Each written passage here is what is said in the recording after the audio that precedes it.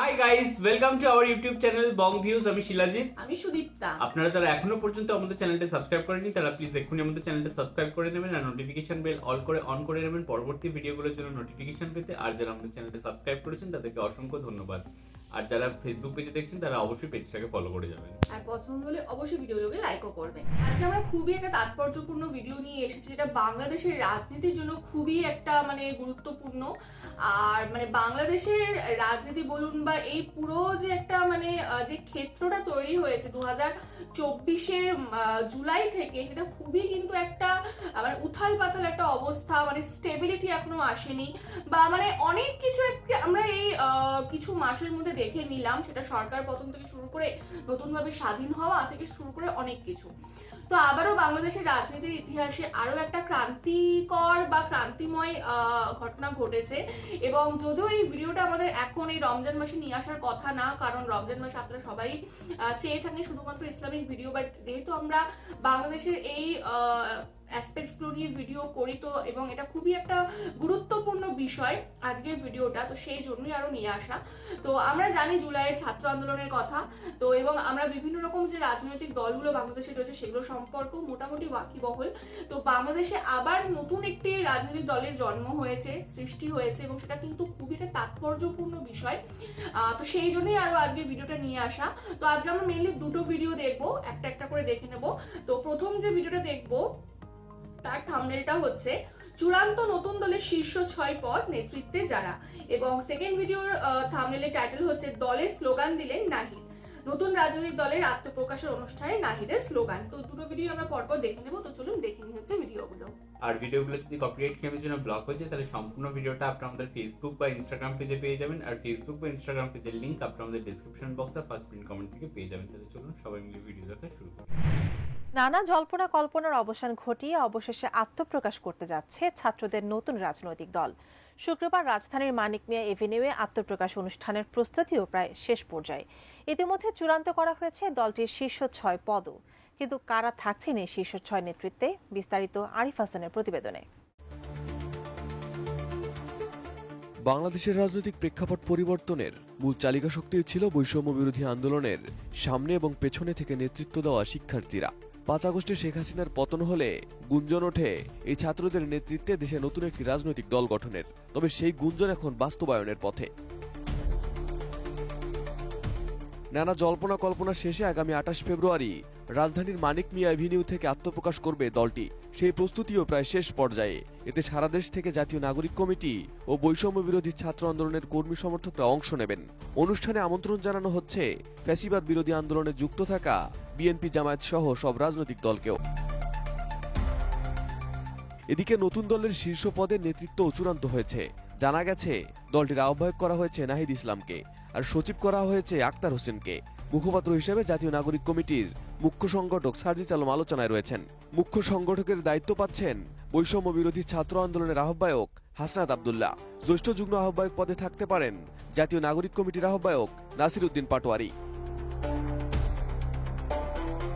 এছাড়াও গুঞ্জন রয়েছে যুগ্ম সদস্য সচিব পদে জাতীয় নাগরিক কমিটির মুখপাত্র সামান্তা শারমিন দায়িত্ব পেতে পারেন। যদিও দল গঠনের সঙ্গে সংশ্লিষ্টরা বলছেন কমিটিতে কারা কোথায় থাকবেন সে বিষয়ে এখনো চূড়ান্ত সিদ্ধান্ত হয়নি। এ বিষয়ে নিজেদের ভিতরে আলোচনা চলছে। জানা গেছে দলটির নতুন কমিটি আগামী জাতীয় সংসদ নির্বাচন পর্যন্ত নেতৃত্ব দেবেন। এজন্য দলের আহ্বায়ক কমিটির আকার বৃদ্ধি করা হচ্ছে। ইতোমধ্যে কমিটির একটি খসড়া তালিকা তৈরি করা হয়েছে। এতে জুলাই আন্দোলনে নেতৃত্ব দেওয়া সম্মুখ যোদ্ধাদের স্থান দেওয়া হয়েছে গুরুত্বপূর্ণ পদগুলোতে। এছাড়াও জুলাই আন্দোলনের আলোচিত নারী নেত্রীরা নতুন দলে জায়গা পাচ্ছেন বলে জানা গেছে। তবে দলের নাম কি হবে সে বিষয়ে মুখ খুলছেন না জাতীয় নাগরিক কমিটি ও বৈষম্য বিরোধী ছাত্র আন্দোলনের নেতারা। তারা বলছেন নতুন দলের নাম এখনো ঠিক হয়নি, তবে দেশের মানুষের চাহিদা ও তাদের মতামতের ভিত্তিতে নতুন দলের নাম নির্ধারণ করা হবে। নামের সঙ্গে নাগরিক শব্দটি থাকতে পারে, জনতা কিংবা বিপ্লব শব্দটিও রাখার প্রস্তাব রয়েছে। প্রতীক হিসেবে মুষ্টিবদ্ধ হাত, কলম, শাপলা ফুল প্রাথমিক তালিকায় রয়েছে। Arif Hasan, ATN news.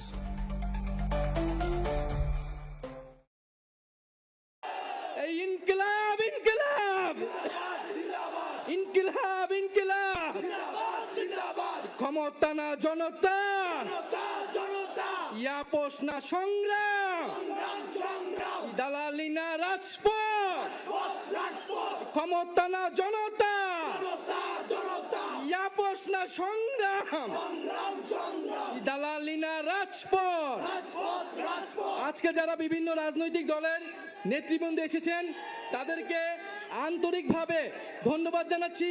যে সকল কূটনৈতিক বৃন্দ এবং সুশীল সমাজের বৃন্দ, শহীদ পরিবারের সদস্যবৃন্দ, সারা দেশ থেকে আগত ছাত্র জনতা, সকলকে ধন্যবাদ জানাচ্ছি।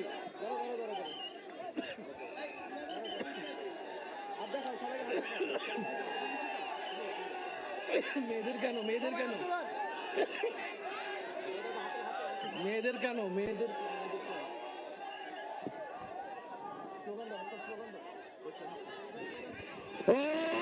ইনকিলাব ইনকিলাব, আমার দেশ তোমার দেশ, আমার দেশ তোমার দেশ, ইনকিলাব ইনকিলাব, ক্ষমতা না জনতা,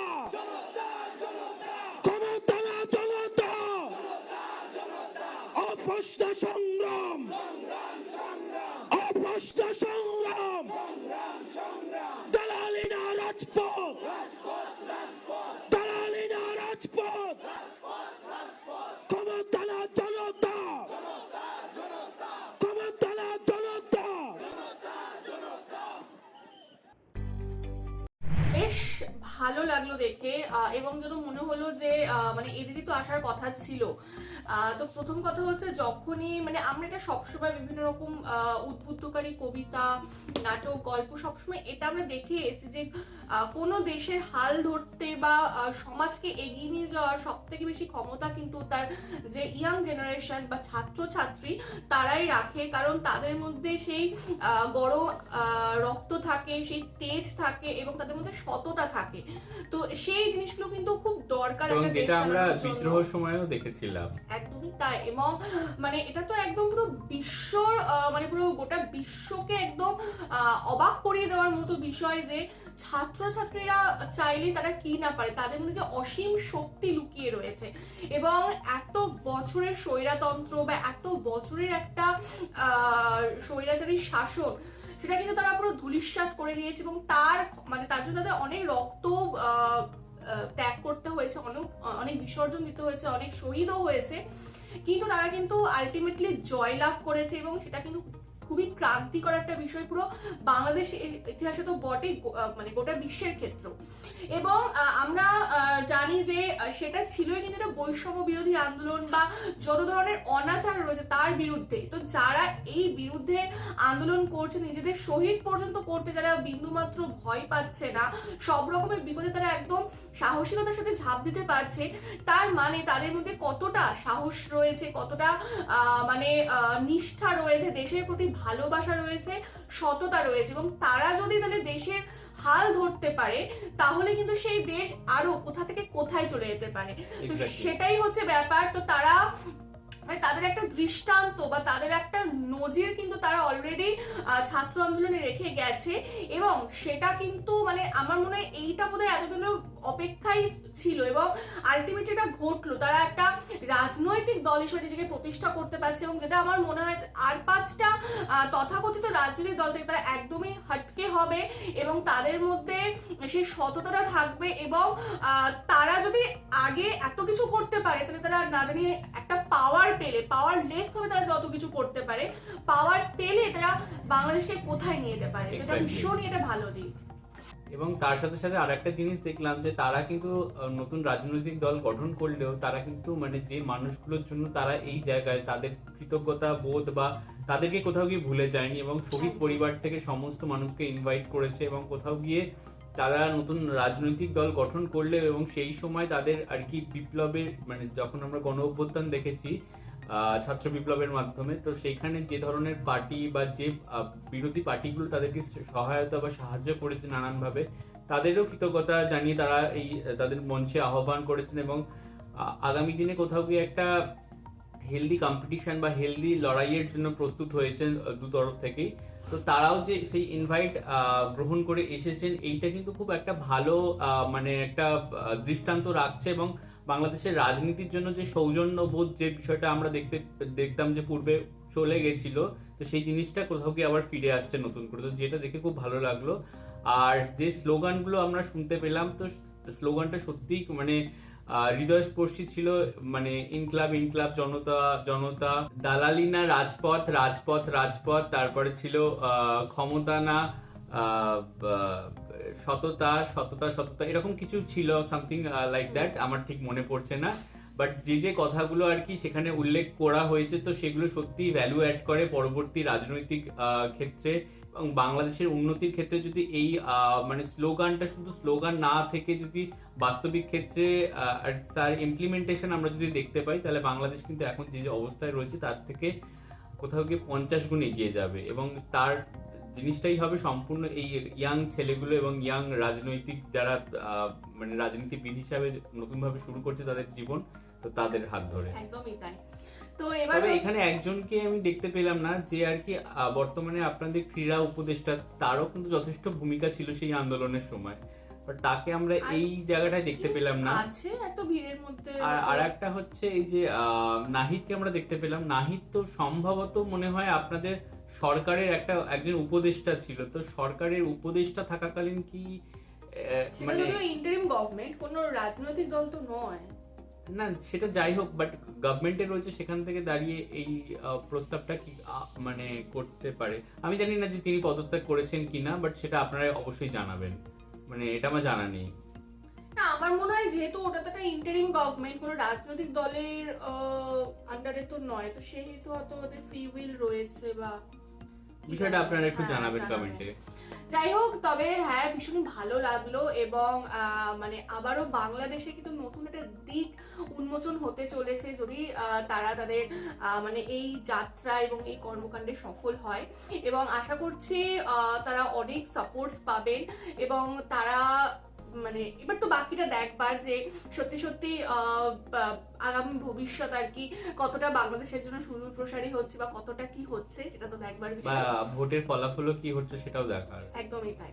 তো যাই হোক, তাদের জন্য অনেক অনেক শুভকামনা। খুব ভালো লাগলো আর আশা করছি আপনাদেরও ভালো লেগেছে। এই বিষয়ে আপনাদের কি মতামত অবশ্যই কমেন্ট বক্সে জানাবেন এবং আমাদের ভিডিও যদি ভালো লেগে থাকে অবশ্যই লাইক করবেন এবং আমাদের চ্যানেলটাকে সাবস্ক্রাইব করে যাবেন। সাবস্ক্রাইব বাটনের পাশে জয়েন বাটন পেয়ে যাবেন, সেখানে কিছু ফেসিলিটিস দেওয়া থাকে, চাইলে আপনারা চেক করতে পারেন। আর আমাদের যে ফেসবুক আর ইনস্টাগ্রাম পেজ রয়েছে আমাদের চ্যানেলে, সেখানে আপনারা ফলো করতে ভুলবেন না, লিঙ্ক ডেসক্রিপশন বক্সে পেয়ে যাবেন। আর আমাদের যে ফেসবুক গ্রুপটা রয়েছে চ্যানেলে, সেখানে আপনারা জয়েন করে আপনারা আপনাদের মনের মতো সমস্ত কিছু পোস্ট করতে পারেন, তার লিঙ্কও ডেসক্রিপশন বক্সে পেয়ে যাবেন। আর আমাদের যদি আপনারা পার্সোনালি পছন্দ করে থাকেন আমাকে শিলাজিৎ ওকে সুদীপ্তা হিসাবে, তাহলে আমাদের পার্সোনাল ফেসবুক আর ইনস্টাগ্রাম সাইটে ফলো করতে পারেন, তার লিঙ্ক ডেসক্রিপশন বক্সে দেওয়া রয়েছে। তো দেখা হচ্ছে পরবর্তী ভিডিওতে, আজ এ পর্যন্তই, টাটা। নমস্কার।